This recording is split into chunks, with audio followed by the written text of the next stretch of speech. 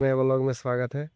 और कल मैंने बात किया था ना कि सुंदर क्या है, तो बताया था कि हर वो चीज़ जो अंदर बाहर एक है। कोई सोना भी है तो अंदर बाहर मतलब जो दिख रहा है वही है, तो वही ना सुंदर है यार। हमें अंदर बाहर एक रहना है। तो बाहर नकली सोना का मतलब चमक चमक रहता है, भीतर से कोई वैल्यू नहीं रहता है। पहनने वाला भी वो उसको झूठा ही मतलब क्या ही बताए। तो ये सब बात हो गया था। इसी में कल का बात एक छूट गया था ना कि हमारे सर भी कहते थे कि मैं खूब अच्छा लिपस्टिक और साड़ी पहन कर आ जाऊँ तो तुम लोग का नज़र नहीं हटेगा। ऐसे बोलते थे कि यहाँ पे कोई हीरोइन रख दूँ पढ़ाने के लिए तो तुम लोग का नज़र नहीं हटेगा। तुम लोग मेरे मतलब मेरे को देख कर नहीं पढ़ रहे हो, बताओ। मैं अनुभव किया ना मेरे जीवन के सबसे बेस्ट टीचर।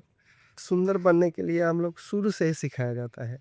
हम लोग जब मतलब उस क्लास में थे ना, तो सर हमारे बोल रहे थे कि हम जिस समाज से आते हैं, तो उसमें जो आईएएस है, मास्टर है, डॉक्टर है, नेता है, नेता का तो छोड़ दीजिए, नेता तो खुद अनपढ़ गँवार है। लेकिन आईपीएस जो पढ़ के जा रहा है, जो पुलिस है, अधिकारी है, डॉक्टर है, वो भी घूसखोरी कर ले रहा है, वो भी स्वार्थी बनता जा रहा है। डॉक्टरी लाइन में इतना क्या ही बताएँ, इतना डेंजर स्थिति है ना यार, पैसा के लिए लोग क्या ही बताया जाए। तो ये सब कहते थे कि मास्टर भी है तो बच्चों का राशन चोरी कर ले रहा है और क्या-क्या बहुत कुछ हम लोग न्यूज़ में देखते रहते हैं यार। तो यही सर बोलते थे कि हम जैसे समाज में जी रहे हैं ना, तो जो डॉक्टर मास्टर बनेगा तो वो भी हमारे जैसा लुटेरा ही होगा यार। तो कहने का अर्थ है शिक्षा पद्धति ही वैसा नहीं है कि जहाँ एक आदमी को सभ्य बनाया जाए। तो वही सर हमारे सभ्य की परिभाषा बोलते थे ना कि सभ्य हर वो इंसान है जो सुबह उठकर ईश्वर से ये प्रार्थना करता है कि हे ईश्वर, आज का दिन मेरे से कोई जीव-जंतु या पेड़-पौधा जो भी है, उसका दिल ना दुखे। ये जो प्रार्थना करना स्टार्ट कर देता है ना और इस पे चलना स्टार्ट कर देता है ना, वही सभ्य इंसान बनता है। और भारत में इसी सभ्य इंसान की ज़रूरत है। क्योंकि यार जो नहीं पढ़ पाया है, जो नहीं कुछ ज्ञान अर्जित कर पाया है, उसको तो छोड़िए, लेकिन जो पढ़ रहा है ना, इस बेस को लेकर पढ़ना चाहिए यार।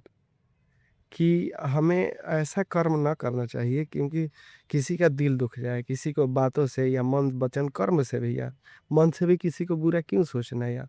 तब सर ये बोलते थे ना कि जब ऐसे जीवन हम जीते-जीते मतलब ऐसे रूटीन में हम जीते चले जाते हैं ना, तो फिर अंत समय हम हमारा हृदय, हमारा आत्मा इतना सैटिस्फाइड रह जाता है, इतना हमें खुशी देता है ना, मतलब हमारी मृत्यु होगी।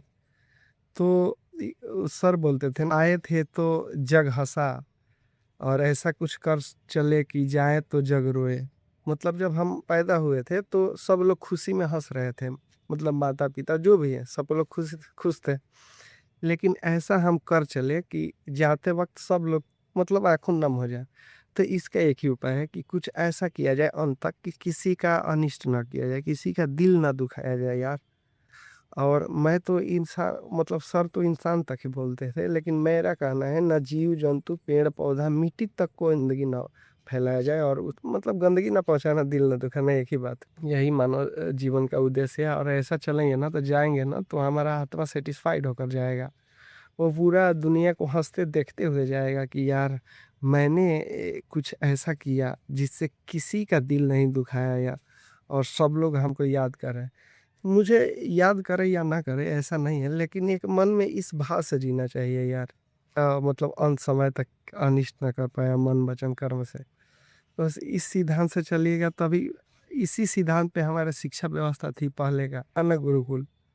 तो मुझे इतना नहीं मालूम कि उसमें कास्ट वाइज़ था कि क्या था, इतना मालूम नहीं था। आश्रम की बात करते हैं, वहाँ मेरे को नहीं पता है कि मतलब उसमें वर्ण व्यवस्था था या नहीं।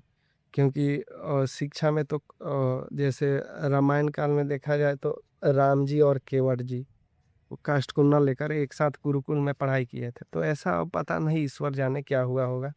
बीच में ये सब बहुत हुआ और उल्टा अभी भी वर्तमान युग में भी ऐसा ऊँच-नीच जातिवाद कास्ट के हो रहा है। तो वो जो गुरुकुल में बच्चे पढ़ते थे ना, तो गुरुकुल का जो भी सामान ख़त्म हो जाता तो उसको समाज में उन बच्चों को भेजा जाता था कि जाइए और वहाँ से समाज से माँग कर भिक्षा माँग कर आइए। वो समाज से भिक्षा माँग कर आता था। कुल की अवधि समाप्त हो जाती, तो उसके मन में ये आता ना कि मेरे को ये देश बनाया है, मतलब ये समाज ने भिक्षा देकर पढ़ाया है। ऐसा जब मन में आता था ना, तो वो देश के लिए मरता था। वो देश के लिए जंगल बचाना, सब कुछ करना, पर्यावरण को बचाना, ए टू जेड। लेकिन आज वहीं उल्टा हो गया है। आज वो शिक्षा है ही नहीं, जिसमें देश को अपना अपना, प्रकृति को अपना, या कुछ को भी अपना करके सेवा किया जाए, ऐसा शिक्षा व्यवस्था तो है नहीं। तो बात यही है, इसलिए सब लोग, जितना इसमें भारत में घर है उतना देश बन चुका है। तब फिर कैसा होए? तो मैं अगर ईश्वर की कृपा से ऐसा बोल रहा हूँ, इससे अगर मतलब कुछ परसेंट भी अगर वैसे हो जाते हैं, बात से सहमत हैं, जो आदमी बनता है ना, वो चाहता है कि मेरे जैसा ही कुछ लोग बनते जाएँ, चले जाएँ। ये अब किसी डिपार्टमेंट का बात नहीं कर रहा हूँ, मैं अपना मतलब एक अपना फ़ील कर रहा हूँ कि मैं अगर जैसा हूँ, मैं चाहता हूँ हर इंसान ऐसा बने जिससे जो किसी को तकलीफ़ ना दे, मिट्टी, पेड़-पौधा, जानवर, इंसान, ऐसा मैं चाहता हूँ। अगर मेरे जैसे कुछ और भी विचारधारा के हुए, तो ये विचारधारा बढ़ता चला जाएगा। फिर ऐसे करते-करते मतलब बहुत कुछ संभव और अच्छा स्वर्ग, यही पृथ्वी, भारत हो सकता है यार। और मैं बोला था ना कि भारत को केवल अच्छा बोलना, ये पूरा ईश्वर के प्रकृति को, पृथ्वी को, पूरा पृथ्वी का निंदा है। तो केवल भारत तक ही ना सीमित रह जाए, पूरा पृथ्वी को तक कुछ अच्छा किया जाए। धन्यवाद। मिलते हैं नए वीडियो में।